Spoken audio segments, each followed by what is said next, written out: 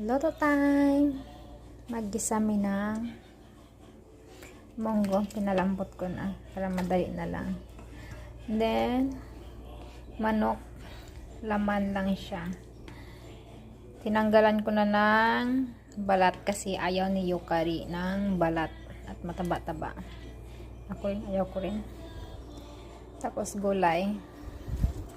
Hiniwa ko na maliliit para ay pagka-similar sa munggo, makain ni Yukari. Then talong. Gisa time. Karne is life. As always yung dalawa. Kaya mas marami yung karne kaysa gulay. Templado na yung manok. Luto na yung munggo ko. Sarap.